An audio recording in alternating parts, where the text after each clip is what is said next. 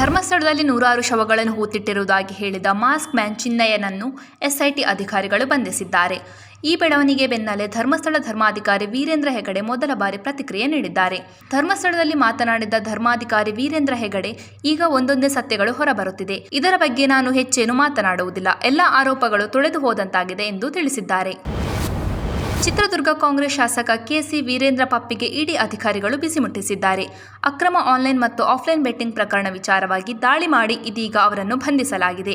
ಸತತ 18 ಗಂಟೆಗೂ ಹೆಚ್ಚು ಕಾಲ ಪರಿಶೀಲಿಸಿದ ಇಡಿ ಅಧಿಕಾರಿಗಳು ಕೆಸಿ ವೀರೇಂದ್ರ ಪಪ್ಪಿ ಮನೆಯಲ್ಲಿ ಕೋಟ್ಯಾಂತರ ರೂಪಾಯಿ ನಗದು, ವಿದೇಶಿ ಕರೆನ್ಸಿ ಸೇರಿದಂತೆ ಚಿನ್ನಾಭರಣ ಹಾಗೂ ವಾಹನಗಳನ್ನು ಜಪ್ತಿ ಮಾಡಿದ್ದಾರೆ.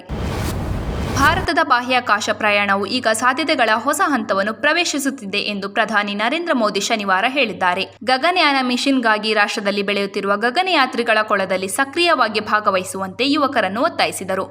ಆರ್ಯಭಟದಿಂದ ಗಗನಯಾನವರೆಗೆ ಎಂಬ ವಿಷಯದ ಮೇಲೆ ರಾಷ್ಟ್ರೀಯ ಬಾಹ್ಯಾಕಾಶ ದಿನಾಚರಣೆಯಲ್ಲಿ ಮಾತನಾಡಿದ ಪ್ರಧಾನಿ, ಬಾಹ್ಯಾಕಾಶ ಪರಿಶೋಧನೆಯಲ್ಲಿ ಭಾರತ ವಿಸ್ತರಿಸುತ್ತಿರುವ ಸಾಮರ್ಥ್ಯಗಳನ್ನು ಎತ್ತಿ ತೋರಿಸಿದರು ಮತ್ತು ಗ್ಯಾಲಕ್ಸಿಗಳ ಆಚೆಗೆ ನಮ್ಮ ದಿಗಂತವಿದೆ ಎಂದು ರಾಷ್ಟ್ರಕ್ಕೆ ನೆನಪಿಸಿದರು.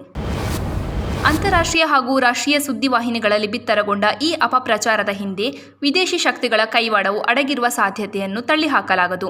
ಈ ಪ್ರಕರಣವನ್ನು ಧರ್ಮಸ್ಥಳದ ವಿರುದ್ಧ ನಡೆದ ಷಡ್ಯಂತ್ರವೆಂದು ಸೀಮಿತಗೊಳಿಸದೆ, ಇದು ಭಾರತೀಯರ ಭಾವನೆಗಳು ಹಾಗೂ ಪರಂಪರೆಯ ಮೇಲೆ ನಡೆದ ಸುವ್ಯವಸ್ಥಿತ ಪಿತೂರಿ ಎಂದು ಪರಿಗಣಿಸಿ ರಾಜ್ಯ ಕಾಂಗ್ರೆಸ್ ಸರ್ಕಾರ ಎಡಪಂಥೀಯ ಒತ್ತಾಯಕ್ಕೆ ಮಣಿದು ಹೇಗೆ ಎಸ್ಐಟಿ ರಚಿಸಿ ತನಿಖೆ ನಡೆಸಿದ್ದಾರೋ ಅದೇ ಮಾದರಿಯಲ್ಲಿ ಧರ್ಮಸ್ಥಳದ ವಿರುದ್ಧ ಷಡ್ಯಂತ್ರವನ್ನು ನಡೆಸಿದವರ ವಿರುದ್ಧವೂ ಸೂಕ್ತ ತನಿಖೆ ನಡೆಸಿ ಕ್ರಮ ಕೈಗೊಳ್ಳಲಿ ಎಂದು ಆಗ್ರಹಿಸುತ್ತೇನೆ ಎಂದು ಬಿವೈ ವಿಜಯೇಂದ್ರ ಹೇಳಿದರು.